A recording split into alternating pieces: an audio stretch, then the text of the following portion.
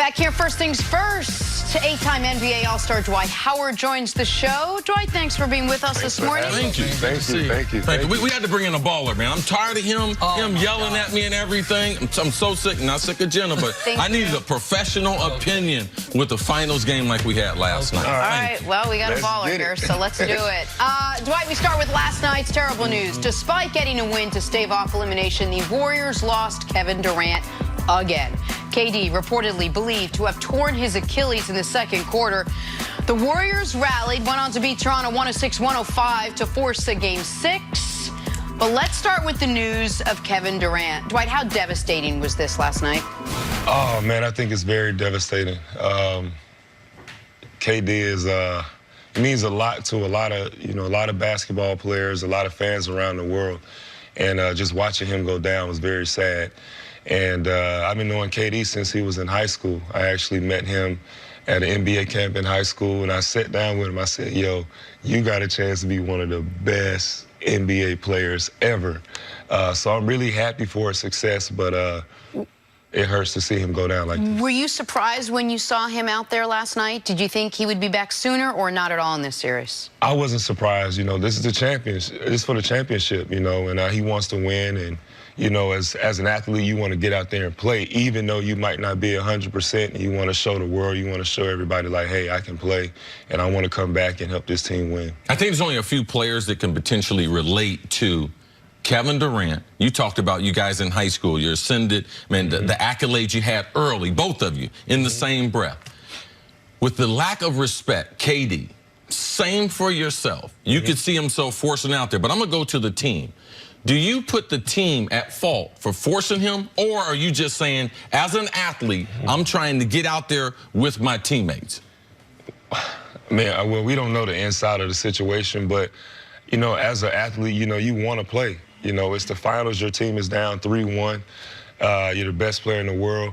You got to go out there and try to play. That's what everybody wants, you know. So I think sometimes you got to be selfish and say, hey, I'm not ready. And that's the hard part, because you want to get out there and show everybody that you can play, because it's like if you don't, you got the whole world like, why didn't you play? Okay, now I can look back on it. He's gotten cleared. He didn't make it through a regulation NBA practice. Do you see yourself ever being put in a competition like that? Because there's a protocol. You're going to be doing physical therapy. You'll be cleared for contact. You get on the court, and then after you get on the court, you determine, hey, if after that 24 hours, did it flare up? You know, did I have any worse problems? That right there, I think, becomes a tricky situation. What would you have done in that situation? Man, I would have tried to play, but I don't think that's the right decision. I tried it this year. I had some early problems throughout the season to where, you know, I couldn't even put my shoes on before the game. So guys had to help me with that. You know, it was hard to sleep. It was hard to get on the train, the plane, whatever we had to do to travel.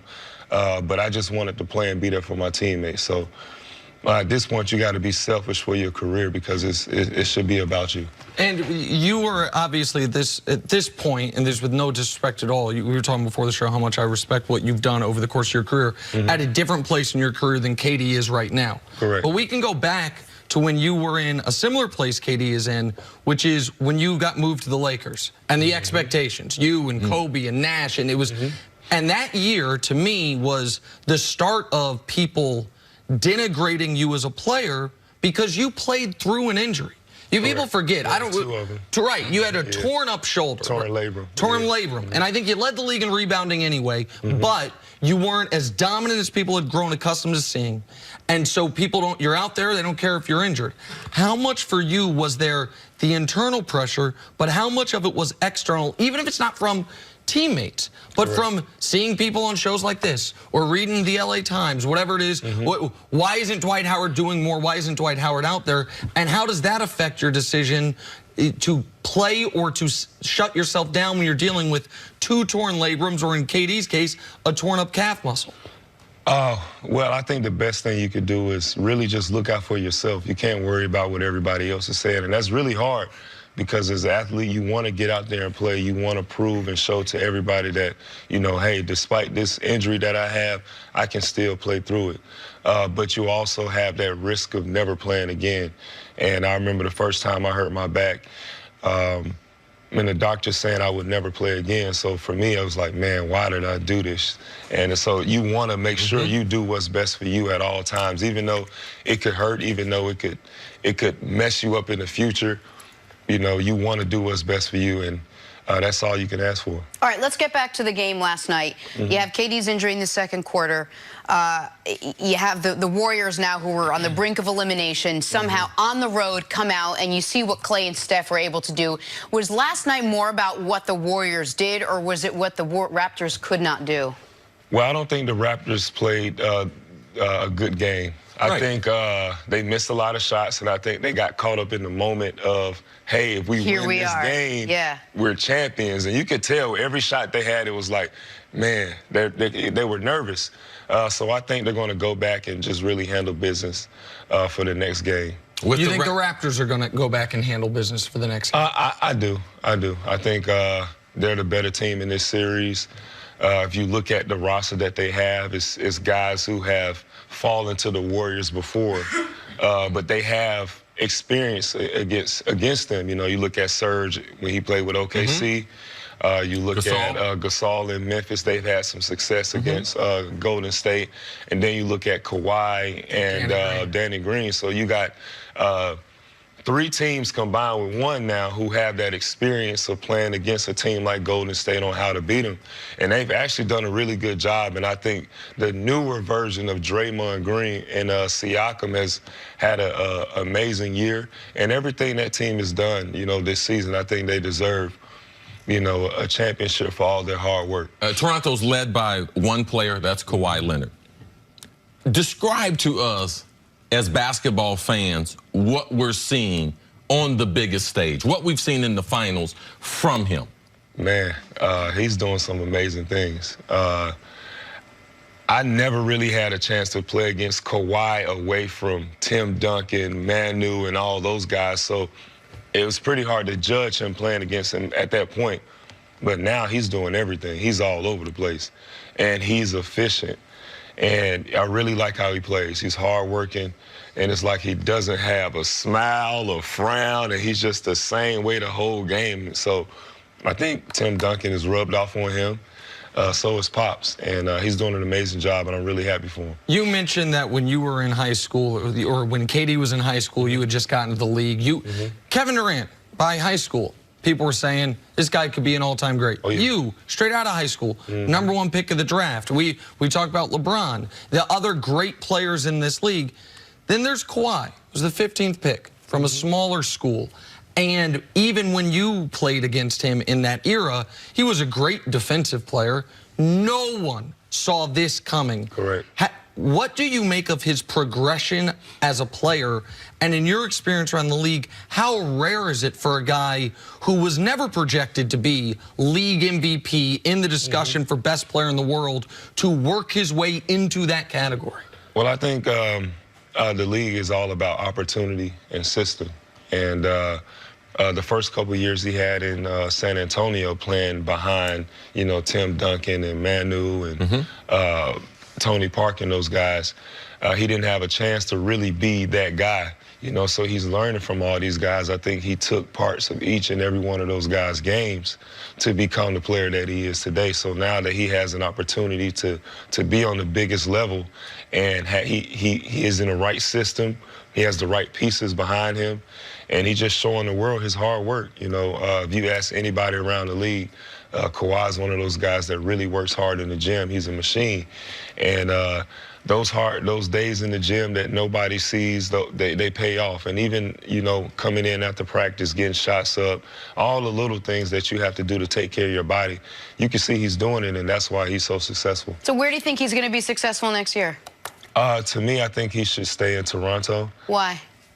Because he took the team to the finals, you know, so if he win, why would he go anywhere else? I think he'll be able to live in Toronto forever and not have to ever spend a dime. I think he could move his whole family to Toronto and live there for the rest of his life. Get the keys to the city. I respect that. And a guy that's moved around, when you look back on history, what should KD do?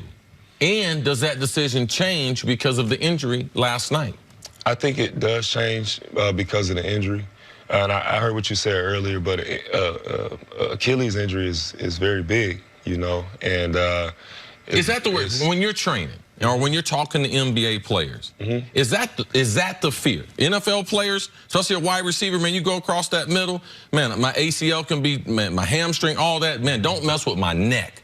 Because I don't want to play football with the fear of my neck. Is it the Achilles in basketball? Achilles in the back. Those are the two hardest injuries that, well, I mean, you can't really say every injury is bad. Right. But, you know, if you have an Achilles if you have an 18, you get some injuries on your feet. Yeah. It's really bad, you know. So for him, man, he just has to get healthy right now. I think that's the only thing that he should be concerned with is making sure he gets healthy. And I know free agency is coming up, but you don't want to stress yourself out right now. You really have to focus on how can I get healthy and not rush it because it can be tough. Okay, you were real quick to tell us where Kawhi should play next year. Let me throw a name out there. I'll throw 3 names out there real quick, top of your head. Where does Kyrie play next year? He might go back with LeBron. Ooh-wee's not a spot. I was like, and it wasn't too quick either. I was gonna say the Lakers or New York. Okay. Lakers in New York. Okay, and you have Kawhi staying in Toronto. KD is where? KD, oh man, why are you doing this to me today? Because we sit here every day alluding to this. We ended up talking about the Achilles and the importance of this, but you were halfway through an answer on. You said that the injury could affect his free agency decision. Can you expand on, like, KD you thought was directed where, and now with the injury might be directed where? Well, only because, you know, when you have the injury, it takes a season almost to heal, you know, so you don't want to, like, I don't think a team would want to wait for KD to get healthy for the playoffs because you don't know what's going to happen while he's in the playoffs. So that's going to be a risk for any team. As great as a player as KD is, you want a healthy KD. And I just want nothing but the best for him. And any team he go to, I'll be root for him. What do you think Anthony Davis went through this year? And apologies. Yeah, that's okay. Well, he doesn't have the decision. It's not about where he's going to go. He was going to but what do you think Anthony Davis went through this season? As a guy that once upon a time, after being drafted by a team, said, you know what? And you had more success in Orlando, a hell of a lot more than Anthony Davis had in New Orleans.